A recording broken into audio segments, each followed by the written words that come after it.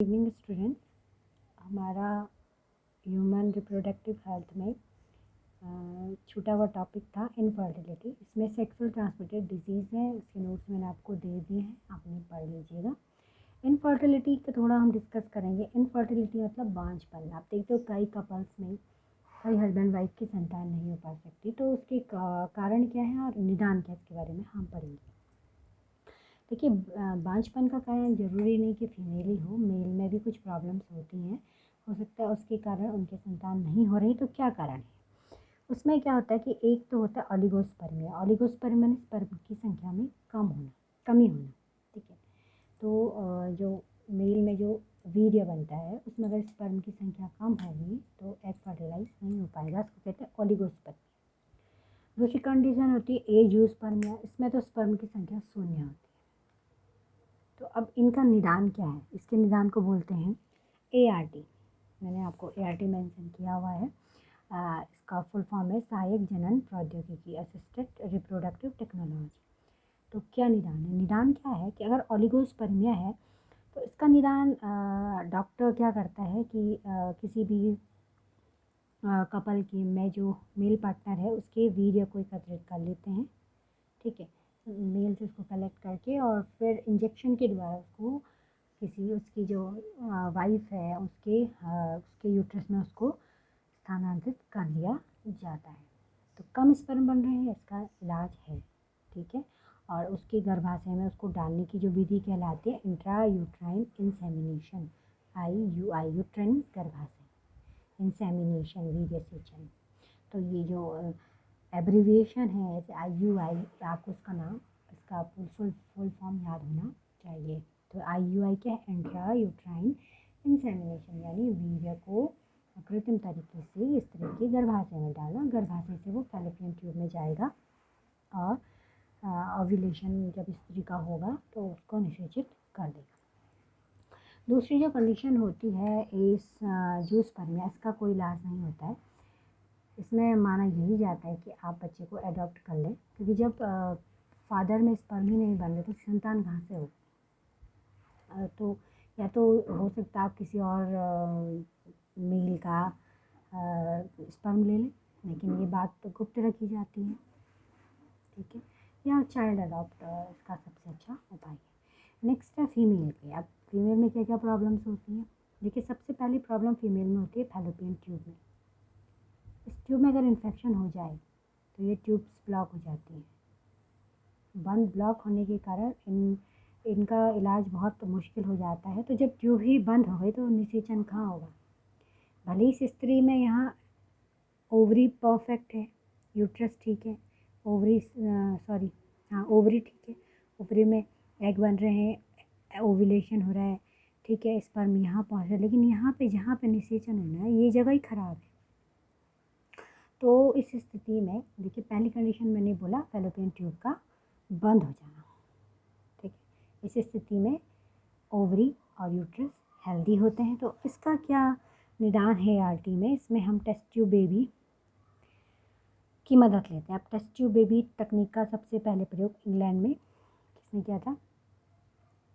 Strap टोई और Edward ने किया था, और पहला test tube baby Louise Brown था। इसके क्या चरण है? देखिए, सबसे पहले किसी भी स्त्री में सुपर ओव्यूलेशन कराया जाता है। सपोज कोई स्त्री है, उसकी ट्यूब बंद हो गई है, तो FSH एनालॉग मतलब FSH फॉलिकल स्टिमुलेटिंग हार्मोन उसको दिया जाता है, जिससे एक और यहाँ पे दवाई है क्लोमीफीन सिट्रेट।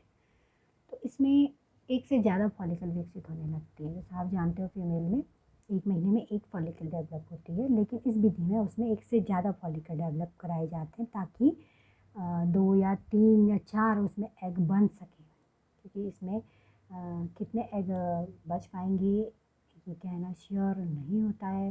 अगर हम एक ही एग लेंगे और बाय द वे वो नहीं फर्टिलाइज हो पाया, नहीं ढंग से हो पाया, तो हमें इसमें ज़्यादा एग लेने पड़ते हैं, तो ज़्यादा oocytes बन सके। अब ये सेकेंडरी oocytes जब बनते हैं तो उस दौरान जो स्त्री होती है उसका रेगुलर अल्ट्रासाउंड किया जाता है, चेक किया जाता है उसको कि उसके फॉलिकल डेवलप हो रहे हैं या नहीं हो रहे हैं। दूसरा होता है अंडोत्सर्ग के समय को नियंत्रित करना।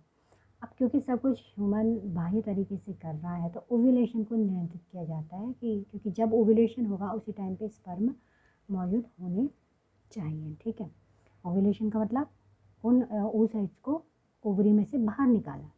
ठीक है, तो मादा के शरीर में उस समय HCG डाला जाता है। HCG आपने कहाँ पढ़ा है? प्लेसेंटा में। ह्यूमन कोरियोनोगोनेडोट्रोपिन हार्मोन्स पढ़ा है आपने, जो LG की तरह काम करता है, ल्यूटिनाइजिंग हार्मोन।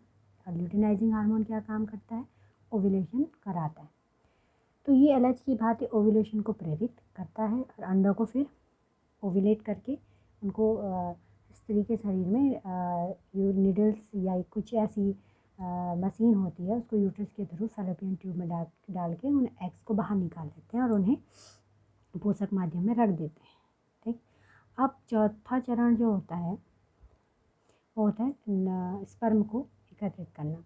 अब जो फादर होते हैं, जिन कपल को बेबी चाहिए, उनमें से शुक्राणु को एकत्रित करके उनको कैपिसिएट किया जाता है, यानी उनको एक्टिव कराया जाता है और फिर इन शुक्राणुओं को कहाँ डाल देते हैं?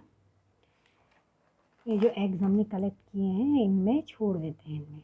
ठीक है, ठीक, तो ये शुक्राणु क्या करते हैं? ये जोना पैलिसिडा को भेजते हैं या कुछ सीधे उनको हम क्या करते हैं, जो ओ प्लाज्मा होता है, ओ प्लाज्मा जानते हैं, इसके अंदर जो जीव द्रव्य होगा,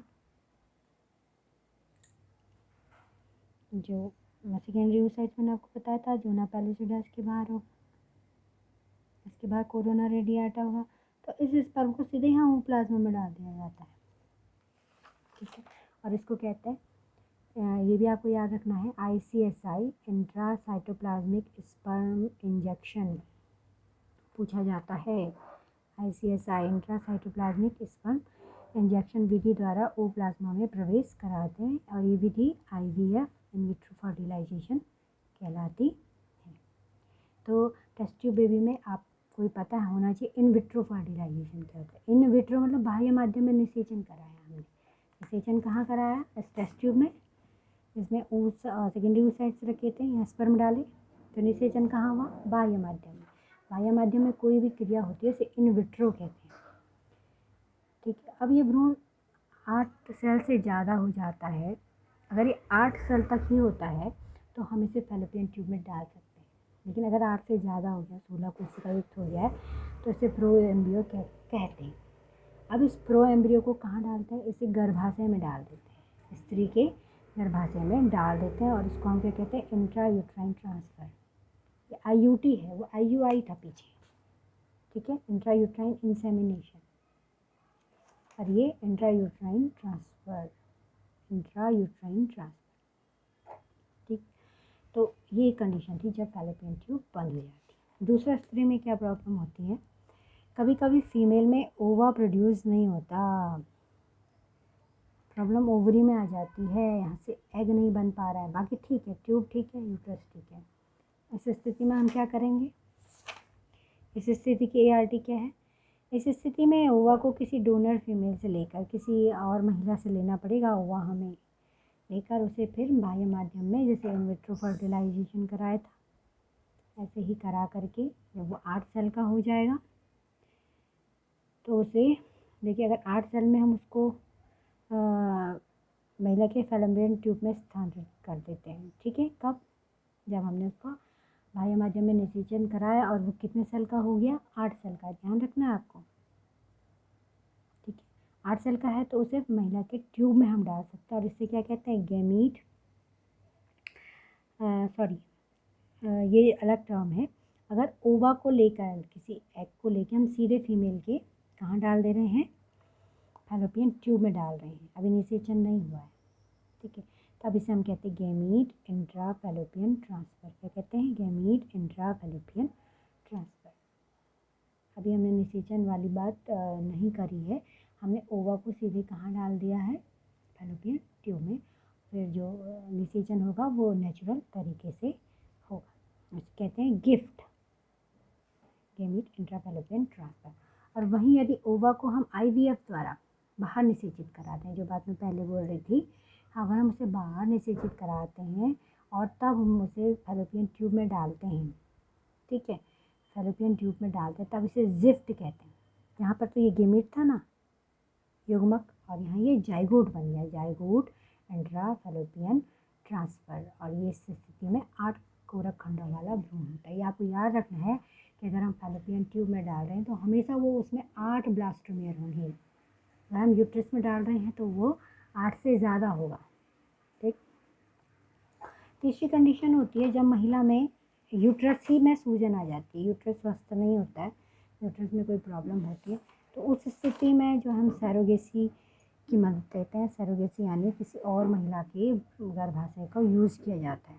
ठीक है। तो उसमें हम क्या करते हैं, महिला के शुक्राणु और अंडों को, जो भी महिला बेबी चाहती है उसके एग्स को और उसके हस्बैंड के शुक्राणु के संलयन से जो भ्रूण बनता है उसको किसी दूसरी महिला के गर्भ में डाल देते हैं। ठीक है। और जब वो बच्चा पैदा हो जाता है तो वो महिला उस बच्चे को उन कपल को दे देती है, बदले में वो कपल उसको पैसे प्रोवाइड कराते हैं, और ये स्वेच्छा से होता है। उसके पूरे लीगल डॉक्यूमेंट्स बनते हैं। ठीक है। महिला को पूरा पैसा दिया जाता है और उसे सैरोगेट मदर कहते हैं। तो मैंने इसमें आपको इनफर्टिलिटी बताया। उसमें एक और टॉपिक था आपका गर्भपात, तो वो मैंने उसके नोट्स आपको भेज दिए थे। ठीक है। उस पर भी मैं आपको बता दूँगी वीडियो बना के। Thank you.